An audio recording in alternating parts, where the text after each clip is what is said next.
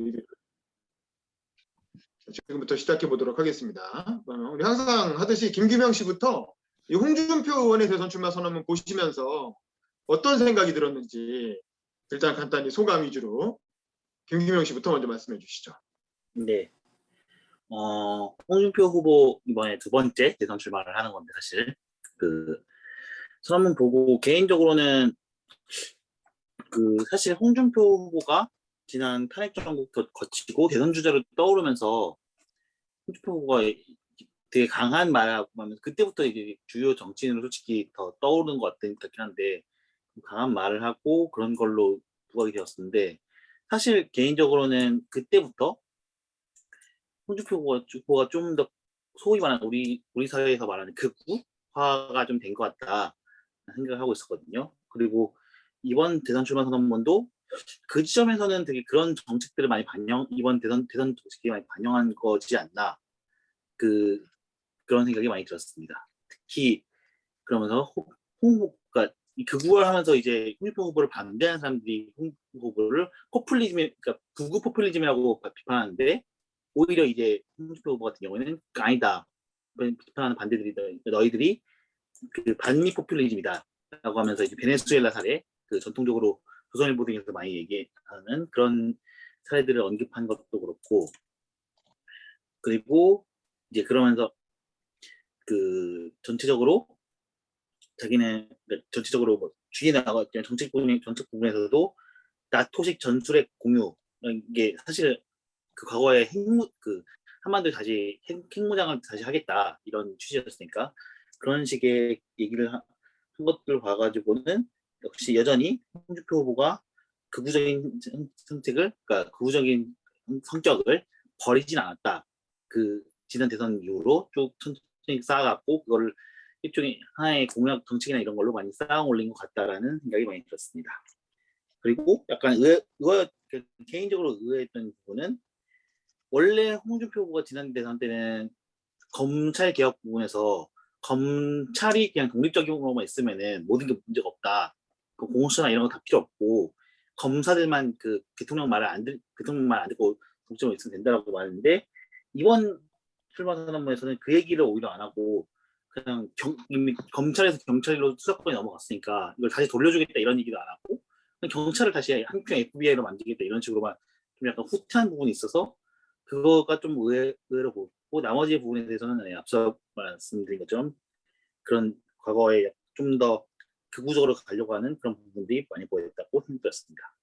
그리고 비슷한 지점에서 이제 본인이 노조랑 싸웠던 얘기를 한다거나 혹은 방송국 같은 경우에 EBS만 있고 KBS, MBC를 지금 민영화하겠다 이런 부분들도 여전히 그런 부분으로 보였습니다. 이상입니다. 네, 그렇죠.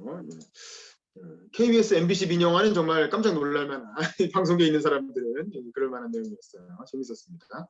우리 김보미 씨도 음성을 잠깐 키시고 홍준표 출마 선언문 어떻게 보셨는지 소감 얘기해 주세요. 네, 안녕하세요. 윤 기자님 강의 쫓아다니느라고 제가 요즘에 주야로 바쁩니다.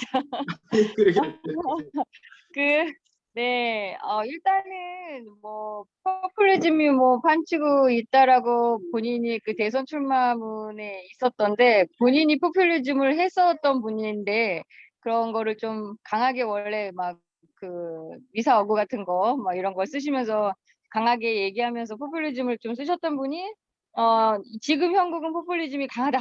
그래서 안 된다 이렇게 얘기하는 건 조금 모순이 있지 않을까 이런 생각을 좀 했고요. 그다음에 좀 주장하시는 것들이 좀 이렇게 되게 강하신 것들이 많이 있어요. 뭐 낡은 걸 뭐 타파한다, 뭐 시대 낡은 틀이다, 뭐 약간 좀 놀랄 것도 좀 많았고요. 뭐 현대판 음서제도 뭐 이렇게 말씀하시는 이 단어 사용 자체들이 미안해 우리 아들이 단어 사용 자체들이 조금 뭐라 그러죠? 되게 극적인 단어를 많이 쓰셔가지고 그런 생각이 그래 미안해 엄마가 화내는 게 아니라 얘기를 하는 거야. 네. 아들이 지금 아주 홍준표님처럼 극우적인 발언을 많이 하셔서 여기까지 발언을 해야 할 것 같습니다. 네, 알겠습니다. 여기까지 듣고 그다음에 우리 박정훈님도 음성을 켜주시고요. 홍준표 의원의 출마 선언은 어떻게 보셨는지 소감 얘기해 주세요. 네. 저도 앞서 말씀하시는 분들처럼 비슷하게 극우적으로 좀 들었고요. 역시 저는 그냥 정말 홍준표스러웠다. 이렇게 보고요. 뭐 여러 가지 뭐 정책 뭐 얘기도 했었는데 기자회견 하실 때 기자회견 질문을 하는데 답변을 하시는데 희한하게 이게 와닿지 않는 답변이 답변을 하시긴 하는데 이게 정말 뭔가 시원하게 이렇게 뭐 이렇게 답변이 안 되는 것 같아서 조금 홍준표 후보 식으로 이렇게 답변을 해주시더라고요. 이게 좀 무섭고 좀 뭔가 답변을 뭐 할 때 그냥 웃음으로 허허 때우시기도 하는 거 보면서 좀 뭐랄까 저도 오늘 아침에 이렇게 봤는데 좀 아무튼 좀 후보 원래 전에 대선 후보 나왔을 때보다 훨씬 더 좀 미비하지 않았나 그런 생각이 들었고 마지막에 좀 기억에 남는 게 국회의원분들은 유대감이 있어서 친하다고 그런 발언한 적 있어요? 근데 국회의원 출신 인사청문회는 여야가 묵시적으로 허용한다. 이런 얘기를 했거든요. 저는 솔직히 이 얘기를 듣고 되게 화가 났어요. 아니, 그 자랑이라고 얘기하는지 저는 그게 좀 화가 났고, 여당이나 야당이나 떠나서 국회의원이 뭐 장관이나 인사청문회 할 때 그냥 알아서 뭐 이렇게 별 묵시적으로 이렇게 허용한다. 이 말 자체가 너무 저는 되게 화가 났고, 이게 무슨 유대감을 파벌이죠, 이게. 네. 그러면서 뭐 자기는 캠프에 현역 의원들 줄 세우기 안 한다고 얘기하는데, 저는 좀 기대 이하로 봤습니다. 네. 뭐 문서제도 얘기도 그렇고, 입시 얘기도 그렇고, 예. 사회 제도 자체가 불평등한데, 뭐 어떻게 공정을 논한다거나 이렇게 말만 그렇게 하시는데, 구체적인 대안이 조금 이해가 좀 안 갔습니다. 이상입니다.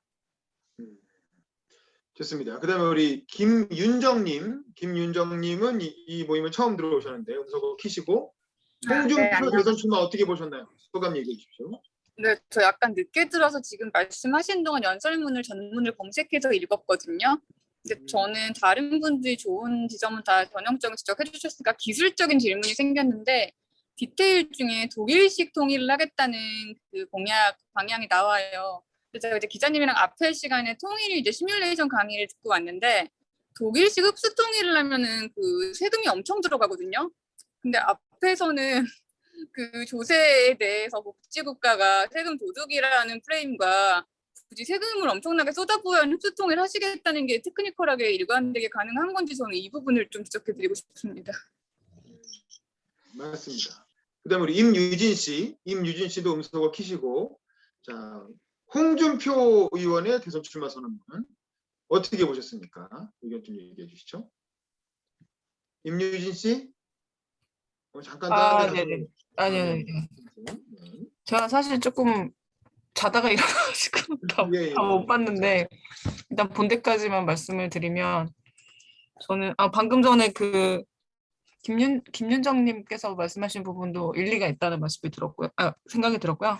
그리고 저는 조금 일단은 그냥 뭐 뻔한 부분이긴 한데 그래도 저는 칭찬해주고 싶었던 부분이 있었는데 그게 뭐냐면 이제 2020년 8월부터 2021년 1월까지 한 5개월 정도를 그 인덱스 보고서를 8,000명을 상대로 심층 인터뷰를 했더라고요. 그래서 시민들의 그러니까 마치 저희 뭐 이렇게 스타트업이나 이런 데서 처음 프로덕트를 출시하기 전에 소비자가 어떤 거를 원하는지를 좀 이렇게 직접 대면하는 그런 인터뷰를 하고 그거에 맞춰서 이제 상품 개발을 하거든요. 그래서 저는 약간 그래도 홍준표 의원이 그나마 그래도 제일 그 야권 의원 중에서는 국민의 어떤 소리를 들으려고 하는 신용이라도 하는구나라는 생각이 들어서 아까 이제 잠깐 그 PDF 그러니까 홍준표 의원이 프리덤 코리아 포럼이라고 하는 거를 시작을 해가지고 그걸 가지고 본인이 인덱스 보고서 한 걸 가지고 이제 발표를 하고 그거를 정책 재현화하고 이런 과정을 거쳤던 것 같아요. 근데 그걸 봤더니 아직 저도 이제 PDF 다 보지는 못했고 첫 번째 것만 다운 받아서 봤는데 그래도 나름 되게 뭐라 해야 되지? 그냥 약간 정책 캠프에서 하는 일들을 본인이 조금씩 돌봐서 마감을 한 것 같은 느낌이 들었어요. 그래서 이제 책 같은 것으로 이제 내려고 한 것 같은데 예를 들면 뭐 증세 뭐 아니면 정치 행정 쇄신 이런 여러 가지 이렇게 그 뭐라 해야 되지? 그 선택지 1, 2, 3, 4, 5번을 만들어서 그 보고서를 이미 그러니까 사람들한테 설문조사를 하는 것부터 그 설문조사를 만드는데 시간이 또 필요하거든요. 그러니까 사실은 5개월은 그냥 설문조사를 한 거고 그 전에 그거를 준비를 했다는 얘기거든요. 그래서 그런 점에서 꽤 준비를 많이 했구나라는 점에서 정말 놀랬고 물론 그렇다고 해서 그분이 재현하는 게 다 맞다라고 생각은 전혀 안 들었고요. 예를 들면 어떤 거냐면 지금 이제 선언문에서도 말씀하신 게 포퓰리즘 얘기를 하는데 물론 포퓰리즘 저도 약간 기본소득을 전체적으로 찬성하는 입장 아니기 때문에 어느 정도 동의하는 부분도 있지만 지금 제일 중요한 건 공정이 아니라 아니 그 불평등인데 자꾸 그런 공정을 가지고 자유를 가지고 아직도 얘기를 한다는 것 자체가 이미 아젠다에서 이미 글러먹었다라는 생각이 들었고 그래서 그럼에도 불구하고 이제 안정감은 좀 느껴졌어요. 그래서 만약에 뭐 저는 야권 후보가 차라리 홍준표로 되는 게 그나마 이제 대한민국을 위해서 좀 제대로 뭐라고 해야 되지? 좀 경쟁을 할 수 있지 않을까? 뭐 그런 생각이 들었습니다. 네, 그다음 박광기 대표님도 음소거 키시고 소감 얘기해 주십시오. 네, 저는 이제 그 후보들을 볼 때 이 후보가 어떤 사회관, 또 뭐 경제관, 뭐 국가관, 외교관 이런 어떤 새로운 관을 가지고 있는지, 또 거기에 따라서 어떤 남과 다른 어떤 새로운 아젠다를 설정하는지 이 두 가지 관점으로 주로 보는데, 이 홍준표 후보는 복지 측면에서 이제 그 뭐 현금 대신 끝없는 기회를 제공하겠다 이렇게 이제 말씀을 하셨단 말이에요. 기회 사다리를 제공하겠다. 이게 이제 어떻게 보면 보수적인 그 일자리 뭐 복지 이제 해법이라고 할 수 있는데 그러면 끝없는 기회라는 것을 어떻게 제공하는 건지는 뭐 짧은 시간이니까 다 발표를 못 했겠지만 그 기회 제공 그 방법론에 대해서 앞으로 좀 기대가 되고 그다음에 두 번째는 그 통합을 위해서 정치 보복을 하지 않겠다라는 것은 그게 어떤 시스템으로 이제 할지는 모르겠지만 저는 뭐 좋게 평가를 합니다. 근데 이제 의문점이 좀 드는 거는 이분이 선진국 문턱에서 한 30년 지금 나라가 정치하고 있다라고 했는데 30년이라면은 뭐 진보 보수 번갈아 가면서 이 정권을 바꿔가면서 이제 해왔을 텐데 그러면은 이 30년 동안에 보수가 정권을 잡았을 때 뭔 일을 했는데 그럼 본인은 보수 후보로서 그럼 과거에 보수가 하던 일하고 뭐 어떻게 다른 건지 그런 관점에서 쭉 들어보면 뭐 문제를 나열하고 어떤 당위성은 말씀을 하시는데 뭔가 그리고 또 이 어떤 보수 원칙만 얘기를 했지 실제 과거의 보수 정권하고 본인이 어떤 다른 대안을 제시하는 것은 이 30년 정치에 대해서 그런 거는 제가 잘 보지 못했다. 뭐 나중에 그걸 더 보완을 할는지는 모르겠지만 그래서 이런 총체적인 생각이 글쎄 보수가 정권을 잡으면 더 나아질까 나라가 이런 의구심은 듭니다. 네. 네, 감사합니다. 저도 제 생각을 조금만 덧붙여서 말씀을 드리면 뭐 지금까지 말씀하신 분들과 대동소이하고 저도 비슷한데요. 홍준표 의원은 사실 저는 좀 되게 기대했어요. 지난 대선 때 한번 나오셨던 분이고 원래 또 말씀 재밌게 하시잖아요. 방송 유시민 작가랑 토론도 하고 그래서 제가 그 호감을 가지고 봤던 게 사실이고 그래서 이번에 대선 출마 선언문을 또 쫙 이렇게 정식으로 대선 출마를 하면서 7가지 주요 공약을 쭉 본인이 다 설명을 했잖아요. 그리고 나서 기자들하고 기자회견도 하고 그런 걸 지금 할 수 있는 야당 측의 대선 주자가 홍준표 의원밖에 없거든요. 사실은 최재형, 윤석열 이런 사람들은 기자회견 자체가 안 되는 수준이고 정책 준비가 안 됐으니까 유승민은 용기가 없어서인지 뭔지 어쨌든 내놓지를 못하고 있고 지금 대선 출마 선언도 지금 못하고 있잖아요. 왜 못하는지 모르겠어요. 근데 어쨌든 그런 뭐 연금 개혁 얘기하기 때 이렇게 이슈별로는 가끔 흘려도 이게 종합적인 발표를 아직 안 하고 있는 거지. 이게 뭔가 그 우유부단한 성격이 이런 데서 드러나는 것 같은데 그에 비하면 홍준표 의원은 적절한 타이밍에 잘 치고 나왔고 그래서 자기 나름대로 정리된 대선 공약을 가지고 그걸로 이제 국민들한테 승부를 던졌다라는 측면에서 저는 좀 점수를 높게 줍니다. 다른 대선 주자들에 비하면. 근데 이제 내용을 들여다보니까 되게 실망스러운 거예요. 이게 참 본인도 포퓰리즘의 시대라고 비판을 하면서도 본인의 공약 자체가 되게 포퓰리즘적인 것들이 많이 있는 거예요. 이른바 우파 포퓰리즘이죠. 뭐 이재명 지사 이런 분들은 좌파 포퓰리즘이라고 얘기한다면 홍준표는 그 대척점에 있는 우파 포퓰리스트다. 그 뭐 예를 들면 첫 공약이 뭐 개헌하겠다는 그렇죠. 정치 제도를 선진국화하겠다라고 하면서 하는 게 2022년 총선 다음번 총선 때 개헌을 공약으로 걸겠다라는 건데 개헌의 내용은 뭐냐면 뭐 대통령 중임제를 하고 뭐 기본권을 늘리겠다 뭐 이런 건 좋죠. 근데 이제 나중에 기자회견할 때 하는 말을 들어보면 국회의원을 150명으로 줄인다는 거예요. 아니 국회의원 줄인다는 게 전형적인 포퓰리즘 정책이잖아요. 국민들은 다 국회의원 줄인다 그러면 좋아하지. 근데 실제로 국회의원은 정부를 견제하는 역할을 하는 거잖아요. 국회의원 줄어들면 사실 좋아할 건 행정부밖에 없거든요.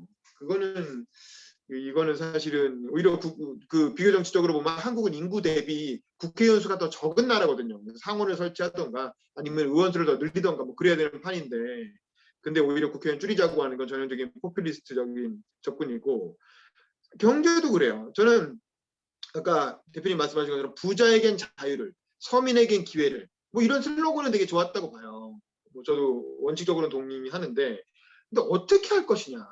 그 이분이 국회의원을 5번이나 하고 도지사를 2번이나 하고 대선 주자도 1번 하고 2번째 나오신 분인데 그 정도로 사실 야권에서는 여권의 정세균, 이낙연 못지않은 정치 경력을 가지신 분이거든요. 그러면 좀 더 디테일한 공약을 갖고 나왔어야지. 근데 이제 이런 슬로건만 있지 구체적으로 경제를 어떻게 하겠다라고 하는 이제 그런 디테일한 대안이 없는 거죠. 있으면 어떻게든 얘기했겠죠. 근데 이제 말을 못한다는 건 사실 준비가 잘 안 됐다는 얘기고 그 외에는 사회 문화적인 쪽의 공약은 구체적으로 많이 얘기하긴 했는데 다 획기적이에요. 다 과거 획기적이고 복고적이고 예를 들면 로스쿨을 폐지하고 사실을 부활시키겠다. 말이 됩니까? 지금 이미 전국에 로스쿨이 몇 개고 다니는 로스쿨 학생이 몇 명이고 교수가 몇 명이고 이미 로스쿨 중심으로 사법제도가 다 재편이 됐는데 이제 와서 갑자기 로스쿨을 폐지하고 사실을 부활한다는 게 현실적으로 가능하겠으며 뭐 기자회견 때 물어보니까 자기는 정치력이 있어서 가능하다 뭐 이렇게 얘기하는데 그렇게 될 문제가 아니죠. 이미 이해관계가 다 새로운 균형이 만들어졌기 때문에 안 되고 그다음에 이제 뭐 정시 위주로 입시를 개편하겠다. 이게 결국 수시를 없애겠다는 건데 사실은 수시를 중심으로 해서 다양한 요소를 반영하고 그 모든 걸 다 잘하지 않아도 하나만 잘해도 대학 갈 수 있는 걸 만들겠다고 한 건 김대중 정부 때 이해찬 장관 시절부터 그렇게 했던 거잖아요. 그걸 김대중, 노무현, 이명박, 박근혜, 문재인 정부까지 사실은 5개 정부가 그 방향으로 쭉 달려온 거거든요.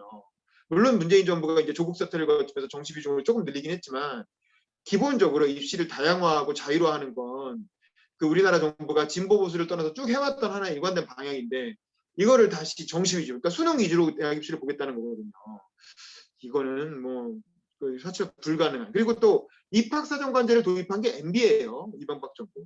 홍준표 의원 자체가 이친이계로 분류되는 사람이잖아요. 이명박 대통령하고 되게 친한 분이고.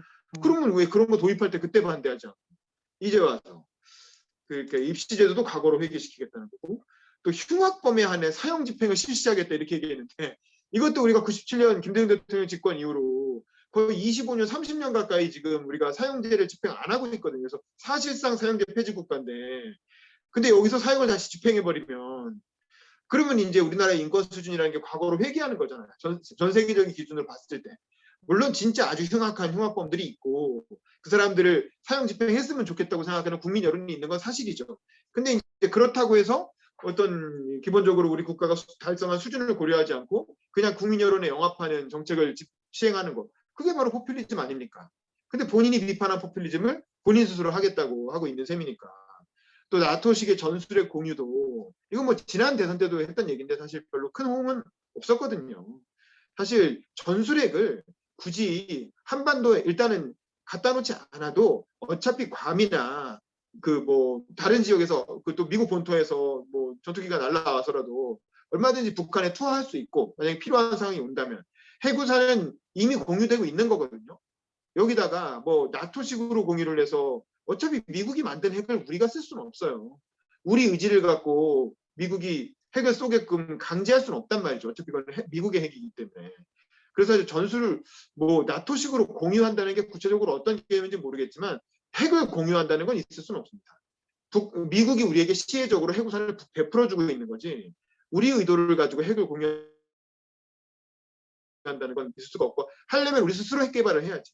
우리가 자체적으로 핵 개발을 해서 핵에 대한 주권을 가질 수는 있겠으나 사실은 미국의 핵을 우리가 공유한다는 건 현실적으로 불가능한 일이거든요. 근데 이제 그런 것들을 마치 가능한 것처럼 그렇게 이제 슬로건화 해가지고 국민들의 어떤 그런 정서를 이렇게 자극하는 게 전형적인 포퓰리즘 공약인 거죠. 그리고 독일식 통일, 뭐 체제 경쟁을 기본으로 하고 독일식 통일을 추구하겠다. 이거 뭐 수통일 하겠다는 건데 뭐 국민들 다 싫어하거든요. 누가 수통일을 좋아합니까 지금? 근데 이제 이런 얘기. 그러니까 전체적으로 그 뒤에 이제 보니까 기자회견 때 백에는 대한민국 5.0 이렇게 딱 멋있게 적었더라고요. 그래서 앞부분에는 뭐 민주화, 산업화, 정보화를 넘어서 선진국으로 가야 되는데 정치가 발목을 잡고 있다. 뭐 이렇게 얘기했음에도 불구하고 본인이 얘기하는 주요 내용들이 다 그렇게 과거로 회귀하는 내용들인 거예요.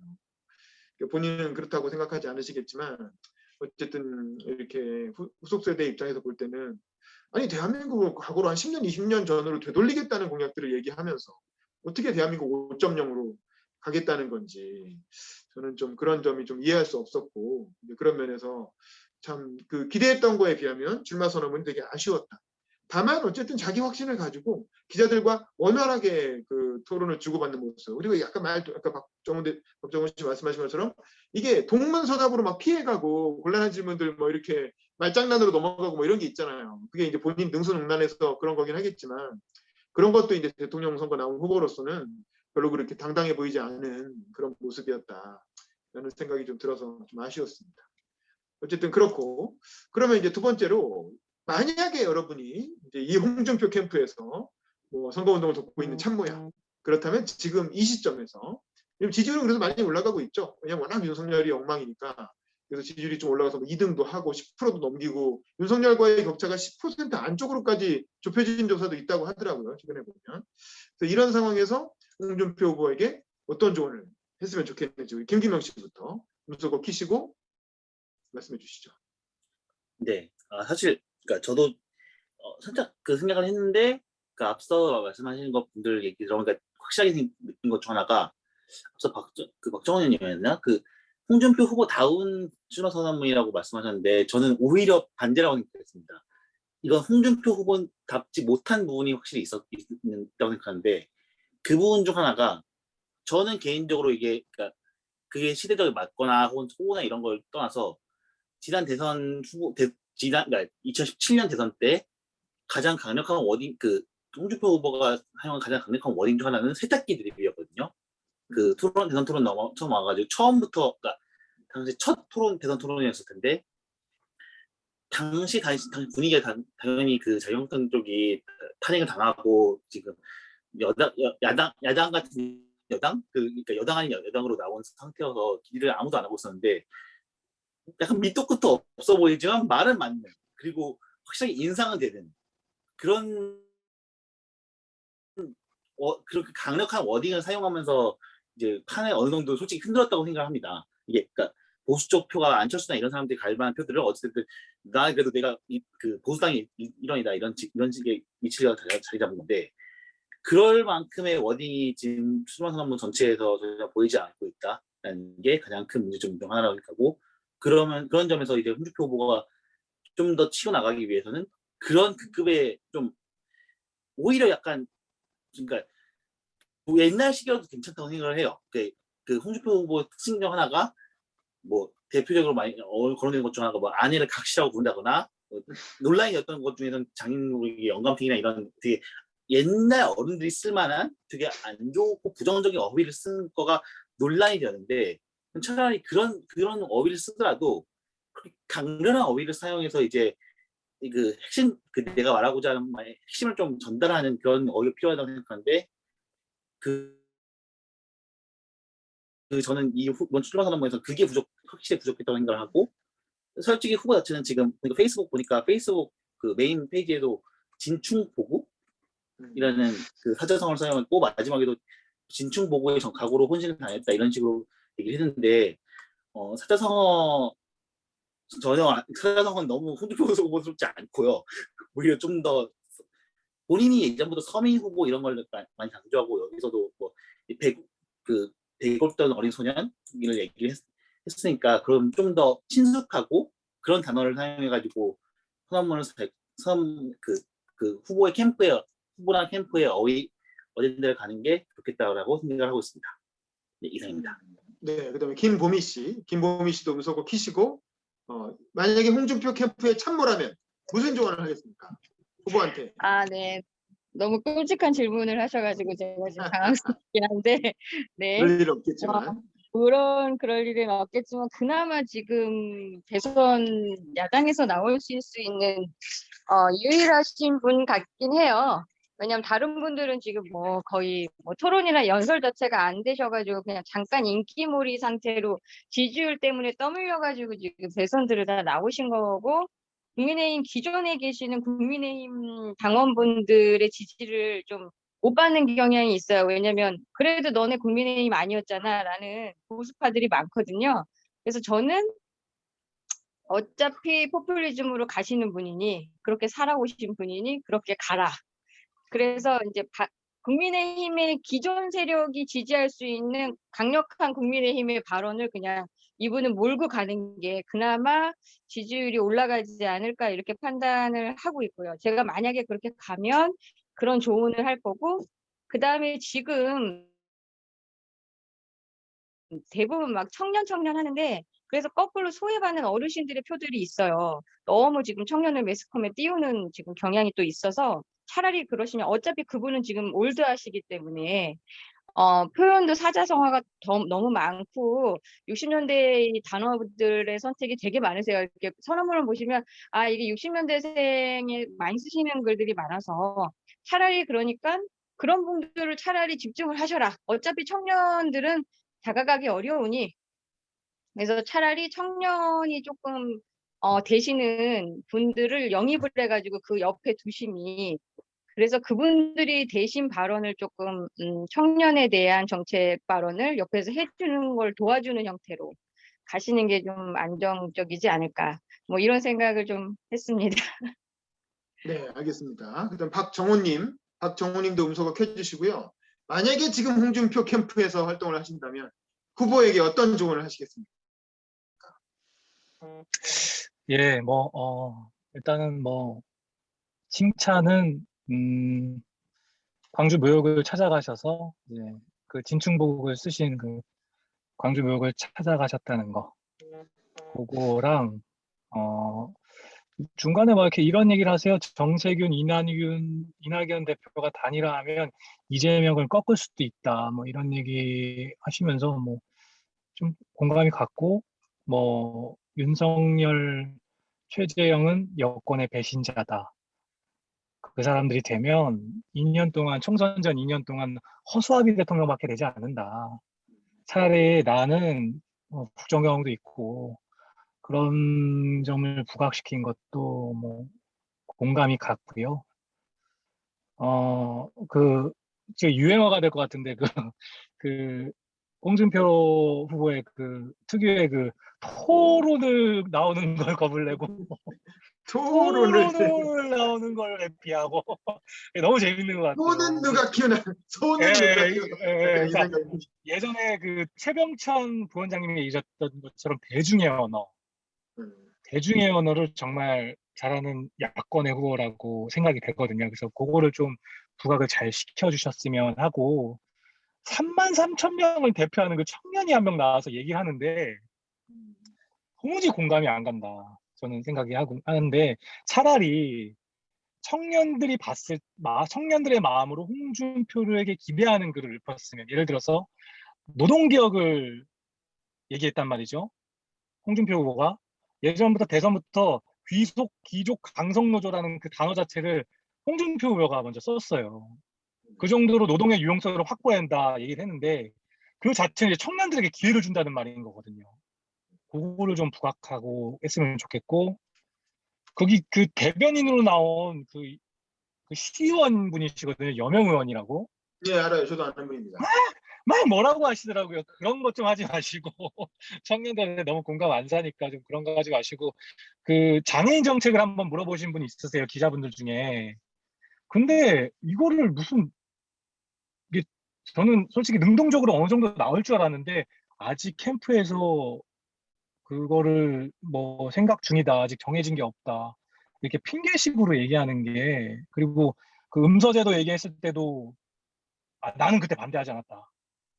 당론은 그렇지만 나는 그렇게 반대하지 않았다. 이런 거 너무 많이 마이너스인 것 같고 그냥 차라리 솔직하게 그냥 대중의 언어로 이렇게 자신의 견해를 얘기했으면 그런 생각이 들면서 또 한 가지 또 있었는데 뭐 이따가 생각나면 마지막에 한 번 더 발언하시고요. 아무튼 뭐 비슷한 내용인 것 같습니다. 아무튼 대중의 언어로 좀 잘 어필하셨으면 그 장애인 얘기하시면서 장애인 정책을 얘기하시면서 정작 장애인 그 수화 통역하시는 분이 있어요 옆에 맞아요. 있는데 보이지도 않아. 음, 보이지도 않아. 장애인 정작 장애인들이 보는데 보이지도 않은데 이거는 너무 아닌 것 같아서 이런 거 좀 수정해달라고 얘기할 것 같습니다. 네, 이상입니다. 좋습니다. 그다음에 우리 네. 김윤정님도 음소거 키시고 만약 홍준표 캠프에서 활동하신다면 어떤 조언을 하실지 말씀해 주시죠. 그럴 일은 저 없겠지만. 약간 마키아벨리적인 포인트가 있습니다. 네. 내가 홍준표 캠프에 있었다면 지금이랑 좀 가치관이 다른 사람이었겠죠. 저 같은 경우는 그 수사기관에 대한 조항이 중간에 6번째, 7번째 사이 나오는데요.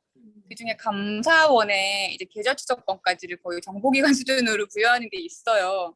근데 어차피 제가 막 영광스럽게 배현진인데 나쁜 배현진이어서 극우 정치까지를 하시라고 만약에 스탠스를 확실하게 잡아드릴 거면 껍데기뿐인 문재인 공수처와 달리 감사원의 권한이 거기까지 있어서 정말 누가 부패했는지 보여주겠다는 식으로 뭐 이제 강원랜드와 전수 사건은 본인들이 크시지만 일단 한번 치고 나가시라고 홍준표 캠프란 전자에 말씀을 드릴 거고요.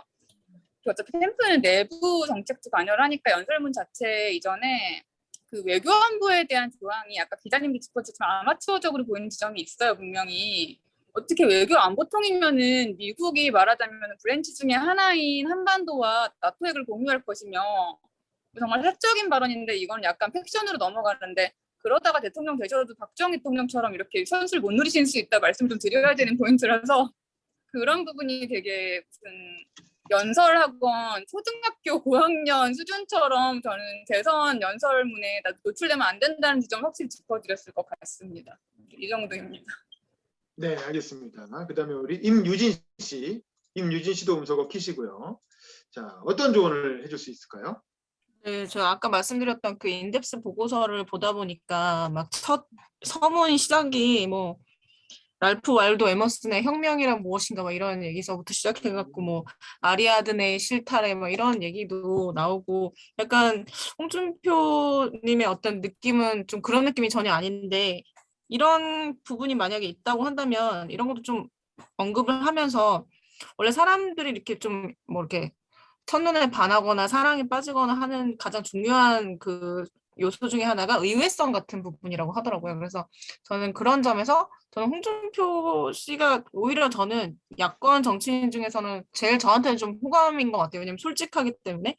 그리고 뭔가 이제 앞으로도 좀 더 보여줄 게 많을 것 같은데 예를 들면 저는 그 인덱스 보고서도 본인이 그거를 학습의 의지를 보여줬다고 저는 생각을 하거든요. 그래서 국민의 목소리를 좀 더 듣겠다. 그리고 앞으로도 더 계속 배우겠다. 이런 점을 좀 오히려 이렇게 구태한 정치인들처럼 그런 느낌에서 아예 벗어나서 이런 걸 많이 어필을 하면 저는 오히려 청년층에게도 더 좋은 그런 걸 받을 것 같고, 왜냐면 오세훈 씨가 시장이 된 이유 중에 하나도 20대 청년들을 그 유세장에서 세워서 목소리를 낼 수 있는 기회를 주게 한 부분이 있기 때문에 저는 그게 그렇게 어려운 일이라고 생각하지 않거든요. 그냥 기회를 주고 본인이 할 말을 반으로 줄이고 유권자들이 더 원하는 게 뭔지를 말하게 하는 그런 게 아예 선거가 되게 그런 그러니까 뭐 선거판 자체가 본인이 뭘 하겠다라는 걸 얘기하는 게 아니라 국민이 뭘 하는지를 자기가 듣는 그 장면으로 바꾸는 순간 저는 판의 프레임이 바뀔 수도 있다. 그런 생각이 들어서 홍준표 님도 그런 식으로 해줬으면 좋겠고, 아까 그 김보미 님이 말씀하시는데 저도 매우 동감을 하는 게 지금 청년만 그 대비될 게 아니라 지금 사실 뭐 자살률도 사실은 노년층이 훨씬 더 높기 때문에 그런 부분에서 확실히 소외되는 부분도 있는 것 같아요. 근데 그렇기 때문에 저는 오히려 홍준표 씨가 그 노인층만 얘기해서 될 일이 아니라 오히려 이런 좀 더 그 보편적인 이슈를 끌고 가면서 얘기를 해야 청년들도 그걸 통해서 노년층의 이야기를 같이 공유하고 그런 자리가 될 수 있지 않을까, 뭐 저는 그렇게 생각합니다. 네.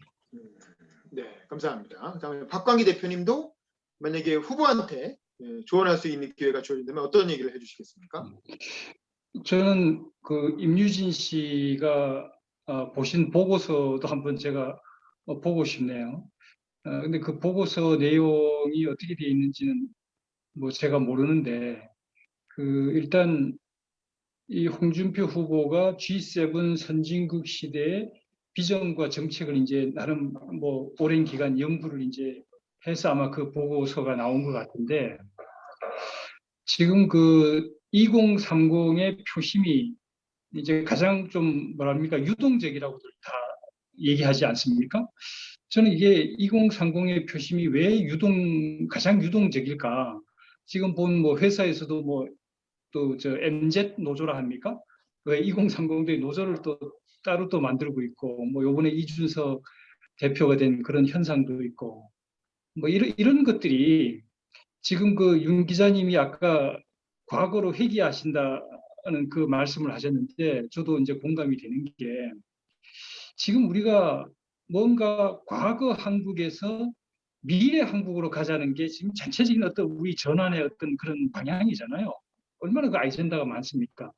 그러면 뭔가 이 대선 후보라면 미래 한국을 열어갈 그런 이 새로운 아이젠다 세팅이 좀 돼야 되는데, 저는 그런 아이젠다가 아마 아까 임유진 씨가 본 그 보고서에 나와 있는지는 모르겠는데, 그 MZ 세대들은 미래를 살아가실 분들이잖아요. 그러면 MZ 세대들이 뭐 할 어떤 미래형 일자리라든지 또 어떤 미래의 어떤 기회라든지 하여간 전반적으로 미래를 열어갈 어떤 새로운 국가 아이젠다 세팅이 일어나야 되는데, 지금 뭐 이 홍준표 후보뿐만 아니라 대부분 이걸 보면 다 어떤 과거의 어떤 상식들, 그 상식들에 매여 있어서 새로운 아이젠다 세팅이 안 되는 것 같아요. 그러니까 우리가 미래를 열어가려면 이 상식을 좀 깨고 뭔가 이 미래지향적인 그런 관점에서 이게 나와야 되는데, 지금 좌든 우든 다 이 기성세대의 상식이 꽉 매여가지고 이 MZ세대가 뭔가 어떻게 뚫고 들어갈 MZ세대의 아이젠다를 놓을 만한 룸이 없는 그런 모양새란 말이죠. 그래서 저는 제가 스텝이라면 그 임유진 씨가 보신 그 보고서를 좀 참고로 해서 정말 그 2030이 살아가야 될 그런 미래를 열어갈 새로운 어떤 국가 아이젠다를 세팅을 좀 하는 게 좋지 않겠냐, 이런 생각을 했습니다. 네, 저도 좀 조언을 말씀을 드리면, 아까 홍준표 의원이 자기는 당내에서 줄 세우기 하지 않는다, 뭐 이렇게 기자회견 때 얘기했잖아요. 근데 사실 줄 세우기를 안 하는 게 아니라 못 세우는 겁니다. 왜냐하면 홍준표 의원은 정확한 정치 노선이 좀 애매해요. 그 우리나라 보수의 양대 정치 노선은 친박으로 대표되는 냉전 보수 세력과 그다음에 이제 이른바 유승민, 그리고 또 한때 친이로 대표됐던 경제 보수, 그걸 뭐 개혁 보수라고 부르기도 하고 뭐 여러 가지 표현이 있지만 이제 냉전 보수가 나머지는 아닌 다른 보수죠. 그 두 가지 큰 흐름이 있다고 볼 수 있는데 홍준표는 냉전 보수야 아니면 개혁 보수야? 홍준표는 홍준표예요. 굳이 말하자면 친이지만 이게 정확하게 어떤 어떤 세력을 형성할 만한 어떤 일관된 이념이 있다기보다는 그때그때 사안에 따라서 홍준표식으로 자기 나름의 포퓰리스트적 감각으로 판단을 해서 정치를 지금까지 해왔거든요. 그래서 한 번도 당내에서 당대표도 실제로 하신 분이지만 항상 구원투수 역할만 했지 한 번도 당내에서 주류를 형성한 적이 없어요. 그거는 왜냐하면 그 어떤 세력화된 그 이념을 보여주지 않았기 때문인 거죠. 또 개인의 어떤 그 개인기로 뚫어온 정치 인생인 거지. 그래서 사실은 더 대중에게는 주목을 더 받았지만 당내 세력을 만들기가 어려웠고 지난 대선도 탄핵 같은 사태가 아니었으면 절대 홍준표가 대선 후보 못 되죠. 김무성이나 원래 반기문을 영입하거나 이러려고 했었지 홍준표는 사실 대선 주자 감은 지난번에도 아니었던 거거든요. 근데 주요 주자들이 다 날아가니까 할 수 없이 자유한국당에 아무도 대선 나올 사람이 없는 거야. 그러니까 저요 하고 손들고 그냥 튀어나와서 대선 주자를 먹고 2등까지 했던 거지. 사실은 본인이 이렇게 대선 주자를 할 정도의 당내 개파나 일관된 어떤 그 이념이 있는 분이 아니었다는 거고. 근데 이제 그럼에도 불구하고 정치는 굉장히 잘하시는 분인 게 맞아요. 그래서 지난 대선 때 그렇게 불리한 상황에서도 지지율을 끌어올려서 2등을 기필코 하고 말았고 안철수를 제치고 그 다음에 지난 대선 때 그래도 하나만 패는 그런 거 잘해요. 하나만 패서 지난 대선 때 귀족노조 하나만 뺐죠. 홍준표 하면 귀족노조와 싸운 사람. 이 이미지는 확실하게 가져갔거든요. 그러면 이번 대선에서도 할 거면 하나만 확실하게 공략하라고 말씀드리고 싶고 그게 뭐냐? 뭐 복지 포퓰리즘 뭐 이런 거겠죠. 문재인 정부에 이어서 아마 이재명 후보도 뭐 기본소득 노선이라는 게 기본적으로 복지 포퓰리즘으로 보이는 측면이 있으니까 그런 거 하나만 집중을 해서 그 위험성만 일관되게 계속 이제 비판하고 경고하는 그런 캐릭터로 가시면 그러면 저는 홍준표가 한국의 처칠이 될 수도 있다고 봐요. 그러니까 처칠은 계속 일관되게 처칠도 사실 굉장히 그 독불 장군이고 어떤 개인의 어떤 독특한 캐릭터로 젊었을 때부터 강요를 했는데 굉장히 이렇게 유력 정치인이었지만 한 번도 당의 주류, 보수당의 주류가 된 적도 없고 총리감도 아니었거든요, 사실. 근데 일관되게 히틀러는 미친놈이라고 얘기하면서 히틀러와 싸워야 된다고 계속 주장을 한 거예요. 독일 정치의 주류, 아니, 영국 정치의 주류는 그게 아니고 뭔 소리야 1차 대전 겪었는데 우리 웬만하면 말로 평화적으로 대화로 해결해야지. 이게 일반적인 상식을 가진 정치인들의 주류였고 처칠만 미친 듯이 히틀러는 무조건 죽여야 된다고 이렇게 싸워야 된다고 얘기했거든요. 근데 결국 히틀러가 폴란드 침공하니까 아 처칠 말이 맞았네 이러면서 결국 왕도 그렇고 아무도 처칠을 좋아하지 않았지만 처칠이 총리가 될 수밖에 없었던 거예요. 저는 홍준표 의원도 복지 포퓰리즘의 위험성을 일관되게 계속 주장하다 보면 언젠가 홍준표 의원한테 이제 그로 인한 큰 부작용이 터졌을 때 홍준표 의원한테 새로운 기회가 올 수도 있지 않을까 싶고 이번 대선은 아니고 그 다음에 또 이게 검사 출신이잖아요. 그러니까 한국형 FBI를 만들겠다든가 감사원에 계절 수조권을 주겠다는 거 뭐 이런 건 좋다고 봐요. 그래서 부정부패 척결 하나는 홍준표가 확실히 하겠다. 요걸 치고 나가는 것도 좋은데 요거는 이제 윤석열하고 좀 겹치는 거죠. 윤석열은 검찰총장까지 하고 나온 사람이고 홍준표는 어쨌든 일개 평검사로 끝났기 때문에 요 그 캐릭터는 윤석열하고 겹치기 때문에 조금 어려울 것 같다 이런 생각이 들어요. 그래서 장기적으로는 저는 홍준표 의원이 뭐 이번 대선에서 아마 후보는 운 좋으면 윤석열을 꺾고 될 수도 있을 것 같은데 다음 대통령 되기는 어려우실 것 같고 왜냐면 이렇게 획기적인 아젠다를 내세우고 있기 때문에 좀 더 미래지향적으로 갔으면 대통령 될 수도 있었을 텐데 되기는 어려울 것 대신 아마 한 번 더 국회의원 더 하시고 정계 은퇴하지 마시고 국회의장 정도를 노려보시라. 다음번 총선 이후에 야당이 이제 일당이 되면 그런 얘기하고 그다음에 이제 차기의 어떤 젊은 보수를 어떤 지원하는 그런 보수의 원로로서 좀 존경받는 보수 정치인으로 좀 한국 사회, 한국 정치에 좀 기여를 해주시면 좋지 않을까. 은퇴하시고 나서 방송도 많이 나오시고 논평도 많이 하시고 그러면 재밌지 않을까. 뭐 그 정도 생각이 들었습니다. 자, 이 정도 생각이 드네요. 자, 그러면 오늘 그 조언 드리는 건 이 정도로 하고 마치도록 할 텐데 끝나기 전에 또 소감 한 번씩 듣고 마쳐야죠. 우리 김기명 씨부터 자, 우리 오늘 어땠는지 종합적인 소감 한 마디씩 하고 마치겠습니다. 네. 사실 오늘도 그 소감 얘기가 나누고 이렇게 여러 가지 생각 나누는 건 좋았고요. 그리고 사실 그 앞서 다른 그러니까 윤 기자님도 말씀해 주셨고 많은 분들이 얘기했는데 사실 야권의 그러니까 그 지금 야권의 제일 큰 문제점 중 하나가 진짜 홍준표만한 후보도 없다는 게 제일 큰 문제점인 것도 있다는 생각이 들고 그런 지점에서 살짝 아쉬운 그 먼저 그 제가 이거는 전에 그 여당 이제 대선 후보들을 노천에서 한번 정리해 보면서 생각 중 하나인데 개인적으로는 그거 정리하다 보니까 박용진 후보가 생각보다 뭐 앞서 해가지고 매를 먼저 맞아서 좀 매를 더 맞은 것 같은 생각이 들게 되더라고요. 지금 나온 지금 들었으면 박용진이 그나마 괜찮은 얘기를 많이 했어. 그러니까 다 다른 사람들 다 물어보고 나니까 생각해보니까 그나마 멀쩡해 보이는 거예요. 근데 지금 비슷한 느낌을 드는 게 하트경 후보가 지금 저는 개인적으로 지금 약간 그런 생각이 듭니다.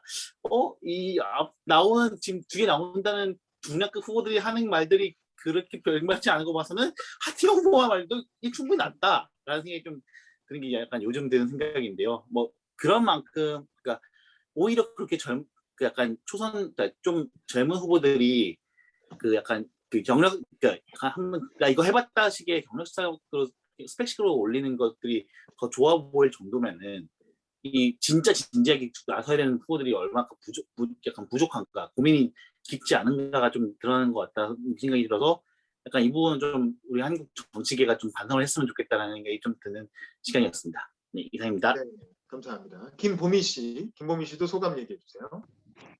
네, 하여간 윤 기자님이 주관하시는 강의 들으면 되게 여러 가지의 그 다각도적인 생각을 할 수 있게 해주셔가지고 되게 좋고요. 요즘 보면 그런 것 같아요. 이게 코로나 시대가 돼가지고 대면이 어차피 잘 많이 안 되고 접촉이 안 되다 보니까 방송 매체에 얼마나 이 사람이 노출이 되느냐. 그 다음에 악플이건 폭플이건 네거티브건 포지티브건 일단 나와보자. 그래서 뭐 정치인은 계란 맞는 게 일부러 맞아야 된다고 그러시더라고요. 그러니까 요즘에는 어떻게 된 게 조금 그런 쪽에 많이 노출되고 공격적인 발언이나 막 되게 인기 발언이 많은 후보들한테 지지도가 많이 올라가는 경향들이 있고 정책을 뭐라고 얘기했는지조차를 일반 국민들은 잘 모르게끔 우리 같은 이제 좀 약간 이렇게 당심이 좀 있는 분들이나 정책을 막 이렇게 뚫어져라 쳐다보고 막 이러는데 대부분 그렇지 않거든요. 일반 분들 물어보면 그냥 저기 TV에 뉴스에 많이 나오신 그분이네. 이런 식의 접근을 자꾸 하시려고 하거든요. 그래서 요런 거를 좀 이렇게 잡아줄 수 있는 그 윤 기자님이 말씀하시는 연설이라든가 뭐 연설 대회, 그다음에 정책 토론회, 그다음에 뭐 이런 것들이 좀 부활 좀 제발 됐으면 좋겠어요. 연설 하나를 못하는 대선 후보가 나와가지고 떠들고 있는 거 보면 막 가끔씩 막 우라통 터지거든요. 그러니까 하여간 그런 사회가 좀 됐으면 좋겠습니다. 오늘도 너무 감사합니다.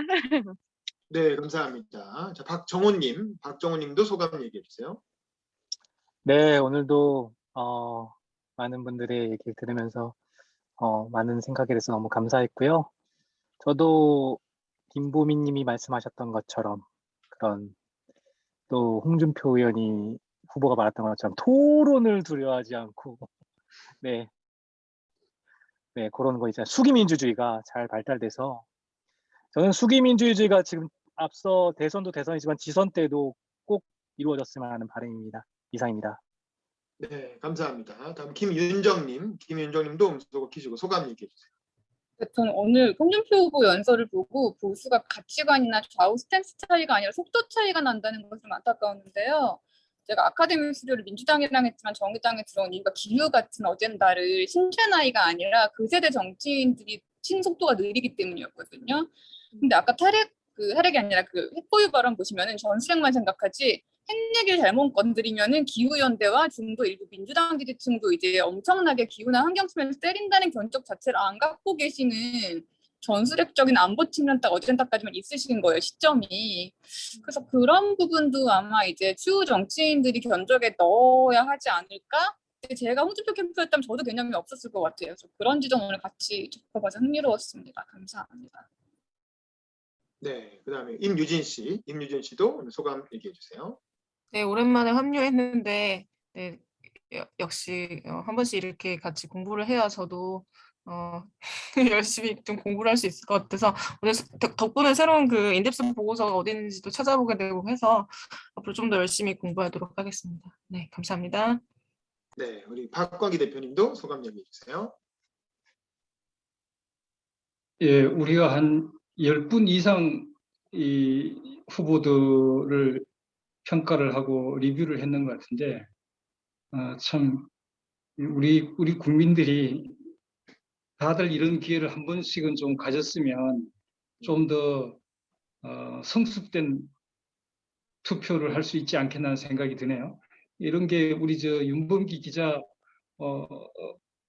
같은 역할을 좀 우리 사회 곳곳에서 좀 이렇게 소모임이라도 우리 뭐 대선 후보들에 대해서 이렇게 토론하고 할 수 있는 기회를 갖는 게 참 좋을 것 같은데 아쉽네요. 네.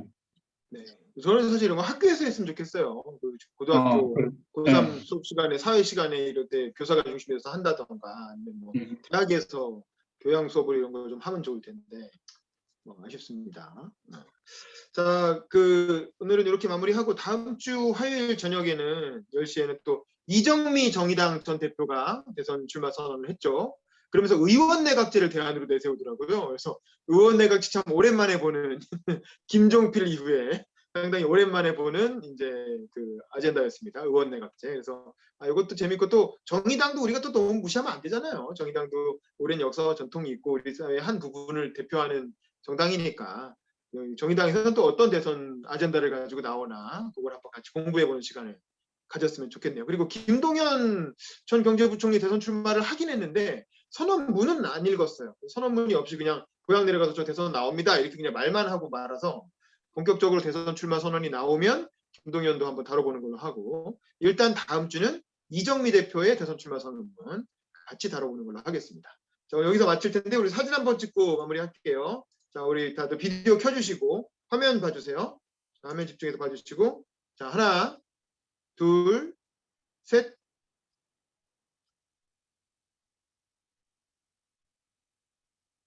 네, 된 것 같습니다. 네, 고생하셨습니다. 다음 주도 밤 10시입니다. 다음 주에 봬요. 감사합니다. 수고하셨습니다. 네, 좋은 밤 수고하셨습니다. 되세요. 다음 주 수고하셨어요. 정리 많이 올게요. 정의당. 감사합니다. 네, 정의당 화이팅! 화이팅! 정의당 화이팅! 정의당 화이팅!